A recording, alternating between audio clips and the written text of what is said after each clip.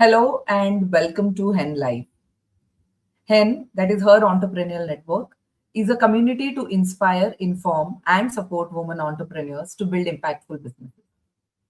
And I am your host today. Hello, I am Tanushree Nair, energy leadership and sleep renewal coach and founder of Simply Mindful Community, author of the book Bring Out That Red Lipstick. I support high performing women leaders and founders to avoid burnout by guiding them to regulate their energy, reclaim their recovery, and lead them without losing themselves in the process.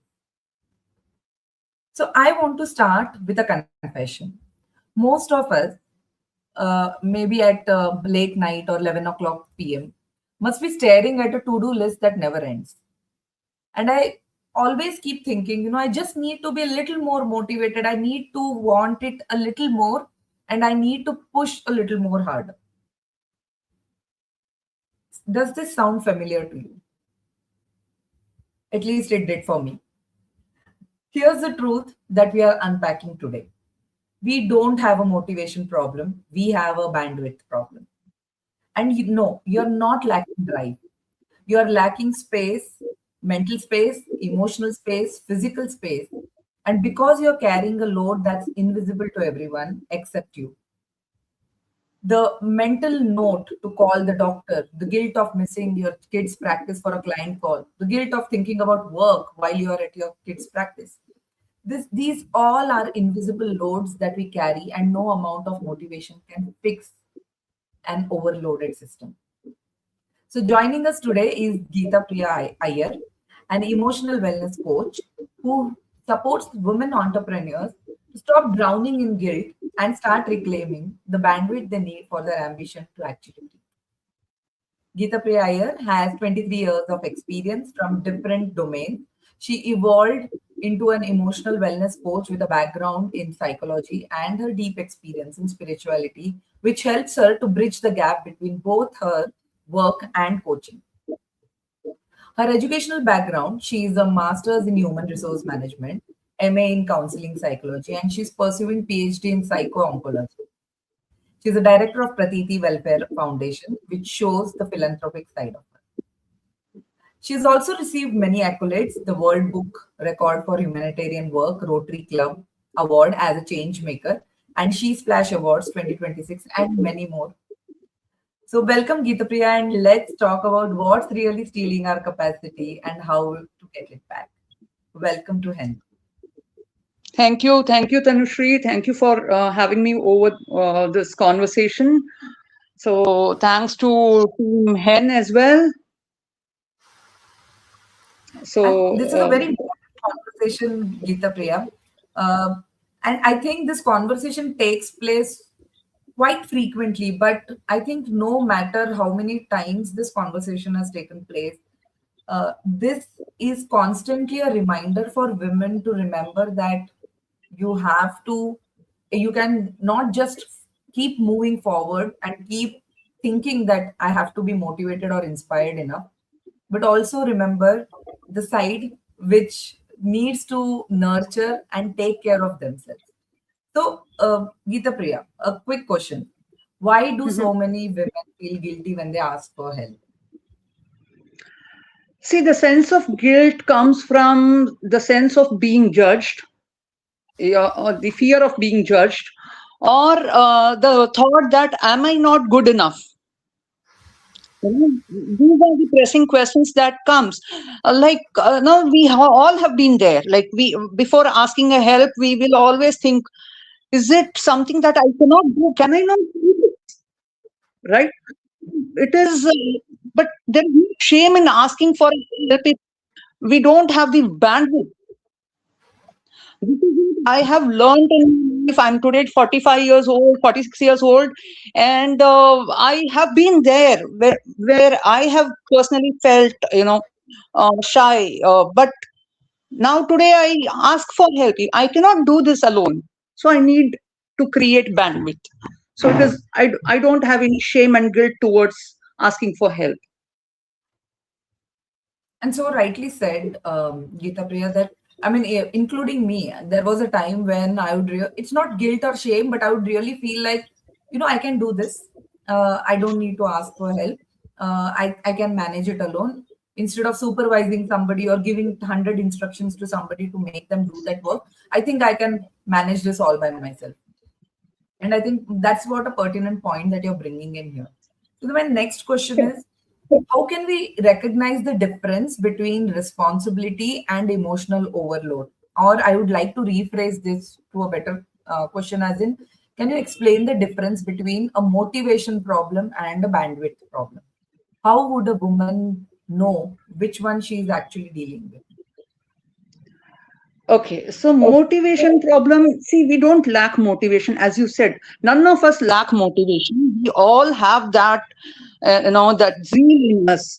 What we are lacking, the sense of, is it coming from the place of I have to do this, or is it my choice to do this? Yes. Am I doing it from the place of choice, or I am doing it from the place of I have to do this because I have to show up my value to my family, my value to my employer? Why you are valuable enough? You don't have to it when emotional overload or the bandwidth problem comes because we don't know how to prioritize ourselves. And when we know, how can we prioritize ourselves and the tasks, urgent task, which needs me or it needs somebody else? Like cooking, for example. Cooking doesn't need you every day. You can, give it to you can hire a cook and say that you can please cook my breakfast and lunch for me. Yes. So that you can have by that time, and that time can be utilized for your family, your work, your employer. True. So none of us lack motivation. That's what I say, because I don't lack motivation, and I have felt that women around me, none of them are, lacking anything. They don't lack anything. They just need that, capacity to distinguish between priority and, where is it coming from the place of fear or the place of love. Awesome. And I think that's a great point that you put across. Are we doing it out of choice?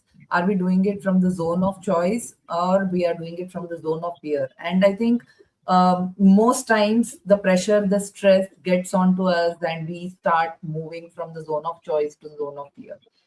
And can overgiving sometimes come from the fear of judgment, conflict, or rejection? Yes, of course, it can come from all three of this. Overgiving can come from the fear of judgment. So if I don't do this for my family or my employer, I will not be, remembered, or I will not be, given importance. It can, when it comes to conflict,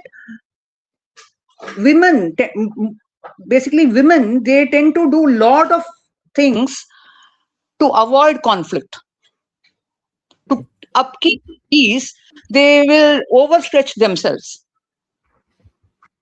But Yes. in order to upkeep the peace, what are you trying to do with your emotional wellness? What are you doing to do with your mental wellness, your physical wellness? Yes. So, and the next question it was around the rejection. Yes, like this always comes from the unconscious, the subconscious part of is always, rejection, because if I don't do this, I'm not good enough. So I'm seeking validation from the outside source. I don't need an outside source to validate myself. Yes. So we all have been there. Most of the women who are in 30s and 40s, they all can relate to me that we all have overgiven at some point. But now, as we evolved, we have known that it is our mental health, emotional wealth which matters. Overgiving is coming from the place of fear or rejection or needing something from the other person or outside source. Very true. Very true. And you rightly pointed out that just to maintain peace in the house, or just to, not have conflict, or not to feel, or to constantly feel validated, that's where the overgiving, the overstretching part comes into picture. So according to you, what does a healthy interdependence look like in a marriage, in a family, or even in business? Because what we do at home is something that we carry outside, we carry to our work, we carry it to the relationships outside. So, what does healthy interdependence look like in a marriage, family, or business? So I'll first about from the perspective of the relationship. Uh, Independence is I am good enough, like I am capable enough to do this. Okay. Let's say there is a task and I am capable enough. I can do it alone. However, if we can put our efforts together, my spouse and I do together, then the outcome will be better. Much better. So independence is I can do it myself. I have the capability. Interdependence is like if we come together, the results would be better. So wherein you are also giving the other person the sense of belonging, the sense of respect, the sense of that compassion, love, everything. Yeah. So you are not saying just because I'm independent it is my way or highway. Yes. Very true. Very true. And I agree with And you from what you said that, when it comes to business, let's say we all have the capability to make creatives, make our ads and all that, post on LinkedIn, post on Instagram, but we hire people to do it because we want to buy that time. yeah, And why do we hire these social media managers, social media people? Because they can do a better job than us, because we have to do the business, the efforts that we have to put in the business. If we have to put in social media, we are losing a lot of energy. true. True. And you brought my favorite topic, energy, here. And that's what I think when we are looking at healthy interdependence, we are not looking that, I work, I'm independent, I work till the point of collapse or burnout, and then ask somebody to help me. Rather, before you reach that point, you are actually asking your family members to pitch in at the right time, so that you save that time, you save that energy, that effort for something which actually needs your attention and time. And that could be part of your business, or part of your family, or part of your interpersonal relationships, wherever it is required. And you have Correct. said it so beautifully. Thank you, Geethapriya. But you know what happens with women when we are in our good state of mind, where we are, constantly in momentum, that time it feels great. But there are times when we start self doubting, and we can start comparing ourselves with others, and then that's the place where someone else's success can trigger us. What can you explain a little bit on how can somebody manage this part? Okay. The comparison part does not necessarily come from the place of jealousy or something. It can Yes. come from the place of, let's say I am comparing myself to you, and it might not be from the place of jealousy. It might be from the place of I have not got the chance that she is getting. So I have not got the chance to express myself fully that Tanushri is getting. So Yes. somewhere something is repressed. So that is where this the comparison might come up. It might trigger me, but instead of getting triggered from your success, your fame, I can sit with myself and see where is this insecurity coming from, or the comparison coming from. So let's I'll tell you, I have in my 20s I have been an overgiver. Okay, so and when uh, I didn't know that I'm an overgiver. So I was emotionally charged and always overgiver. But when I sat through, what has happened back in my life, so I have found that I, as a student, like as a 10-year-old child or 9-year-old child, I've been bullied. I've been bullied not just by the kids, also by the teachers, and that has, that subconsciously sat in my this thing, that I have to seek or I have to give to get that attention. Hmm. You're getting me? Yes. So I have to give more to get the attention. Otherwise, I will be not given, because it has happened in childhood, right? The childhood things remains forever until you consciously heal it. Yes. That is why we say that, there are parts of us which we have not expressed, repressed, or accepted fully. That is where shadow works comes in. Yeah. Right. So this is about the part of overgiving or jealousy, or it's not even jealousy. It comes from the fear of missing out something. Missing out. Yes. Fear of missing out. And I think what's landing for so many of us right now is that we have been trying to motivate our way out of this exhaustion and not taking those required breaks, but you can't hustle harder when your bandwidth is already zero. And you also brought a very nice point here that we can use comparison to become useful information rather than self criticism.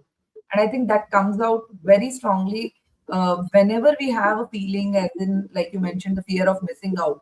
What is it telling? What information is it giving about ourselves rather than about what that person is doing? And you are right. It's not out of envy, jealousy, or competition or something from that angle, but almost like, why didn't I use my complete potential in an opportunity that was given to me?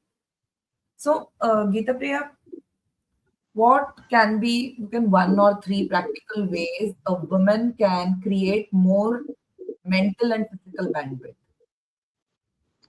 Take time out for yourself, no matter how busy you are, no matter what your daily schedule is, what your family priority is. Take your time, at least once a week you have to have that, time for yourself. So there are days, like, I'll tell you, like, this is what I personally do. My husband visits his mother and I don't visit every time. I send him and I said, "You go, your mother, me. I rest at home. I don't go anywhere. I simply rest." So, because I have to give myself that, rejuvenation of my brain, mind, and, emotional, this thing. And also, you have to start prioritizing your tasks, what is urgent, what is not urgent. And secondly, can you hire someone, or can you share the responsibility? Hmm. Delegate, basically. Correct. So it comes to, I would say, just make a list. What are your individual responsibilities? What are your shared responsibilities? Where you have to show yourself, 100% you have to show yourself, and where you can, like, you can send someone on your behalf. Hmm. So these are the practical ways where you will, get the time. And also, when it comes to, we are all financially independent, but financial independence also should be, where it's not like it is a shared responsibility. Even though, if you are investing, take the, not just the financial planner, even take your spouse into confidence. Hmm. Okay, tell him that you are investing here. So it is a shared responsibility. The finance is shared responsibility. Your work is your own responsibility. Children are shared responsibility. Household is a shared responsibility. Your physical health, your responsibility. Your mental health, your responsibility. You cannot Mhm. tell your husband to, take care of your physical and mental health. True. Yes. I think you beautifully categorized it as your responsibility and shared responsibility. And I think the big tip or a practically applicable tip that somebody can use, if you do this one time journaling exercise of figuring out and bucketing your priorities and understanding which is yours, which can be shared, I think that is the best way to ask for support from the family instead of managing everything by herself. So, Geethapriya, once we have named this load, this exhaustion, and release this guilt, how do we actually create space for ambition? Now, what happens with ambition is ambition sounds like a very uh, big word. Sometimes we feel that I have so many aspirations, but if I call myself ambitious, people would think that I'm driven, I'm aggressive, and all those self imposter syndrome kind of thoughts. So, how can we create more space for ambition without feeling guilty? And what does that look like practically? See, when it comes to ambition, I personally would say that we are all ambitious. So we don't have to create ambition. So we all have ambition, and ambition, short-term goals and long-term goals, right? So in order to first reach the short-term goals, like I said, shared responsibility, individual responsibility. So make a bucket list of shared and individual responsibility. Buy your time. If you can buy the time, you will reach your ambition one day. Like I said, you don't have to manage your business, and also you have to go and pick your child from the school. No, if that picking up can be done by someone from your family. Yes, delegation. Delegate your work. Create, like I said, if you want to hire someone. Ambitions, you have all the capability to reach your goals. You don't need to create ambition. You already are ambitious. It just needs, how to categorize everything, and how to give the importance. Like, if tomorrow I'm going to, like I said, sometimes I don't even go to my in-laws house because I want to rest on that day. Tomorrow I'm going because it is my responsibility to meet them also, because I'm in a marriage. Yes. So there are days where you have to take completely, give it to yourself. Yes. And there are days which you completely have to prioritize your family or give importance to them also, so that they don't feel, you know, that Left bhai out wo or yeah. naukari karti hai, she doesn't look at us. Yes.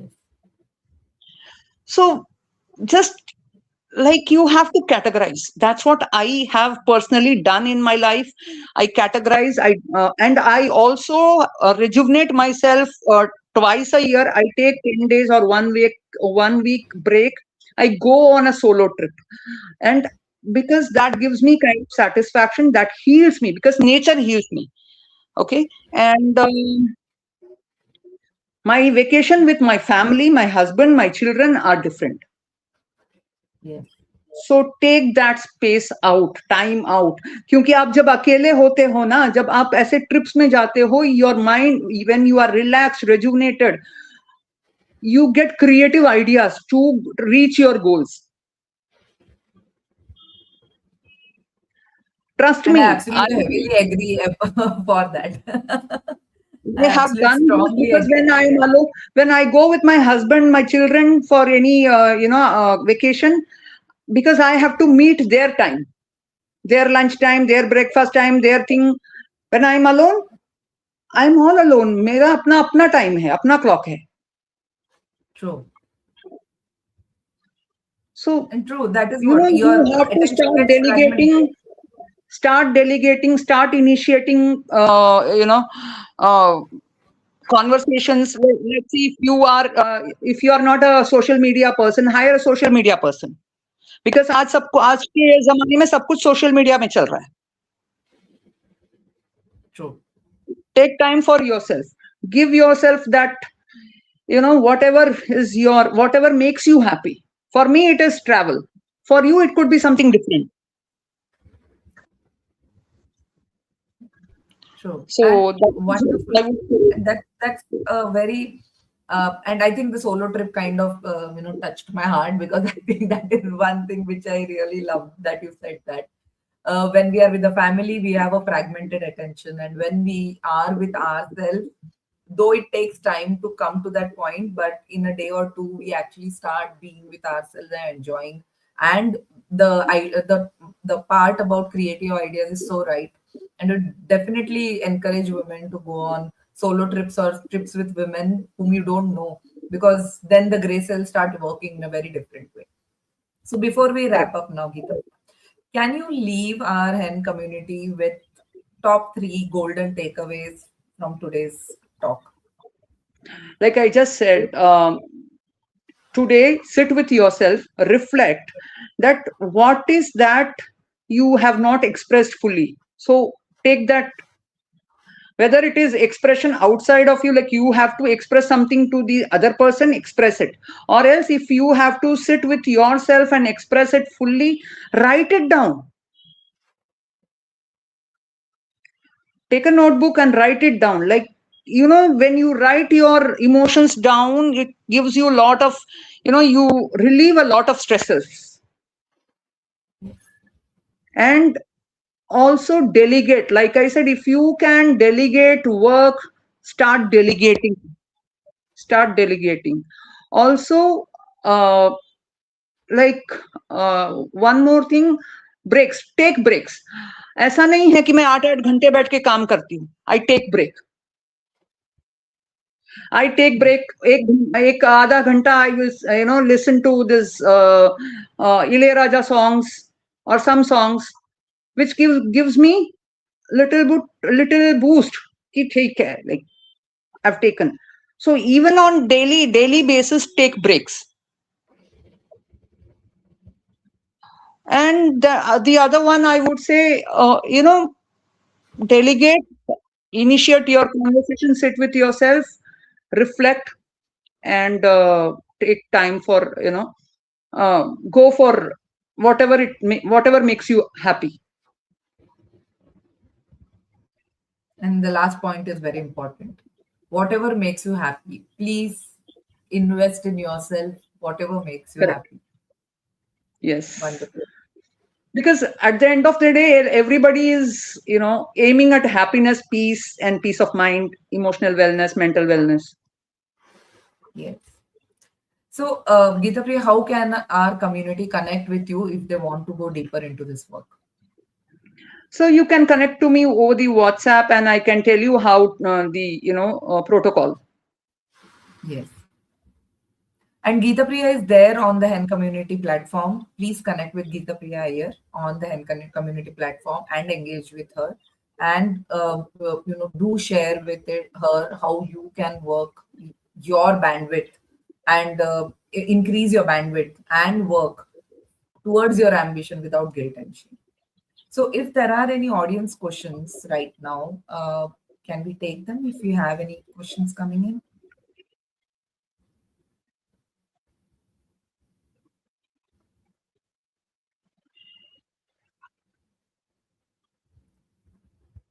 I don't see any questions coming in. So let's wrap this. Thank you, Geethapriya, for reminding us that we don't need to keep hustling all the time our way out of exhaustion, but we need to make room, real room for rest, for rejuvenation, for help, for ambition that doesn't come at the cost of our well being. And to everyone watching, if you dropped something in the comments today, thank you for your honesty. And if you have not, you can still go back and reflect on some of the takeaways that suited you from this talk today. You just did something powerful. You named what you are carrying, and that's the first step to setting it down. You don't need more motivation, you need more bandwidth, and now you have some real tools to create it. If today resonated with you, reach out to Geethapriya and do this work, because ambition shouldn't cost you your peace, it should be fueled by it. See you at the next Hen Live. Until then, give yourself permission to put something down. Thank you so much, Geethapriya, for joining Thank us. you, Tanushree. Thank you so much. Thank you, Hen community. Thank you. Love, light, and energy. Thank you. Bye.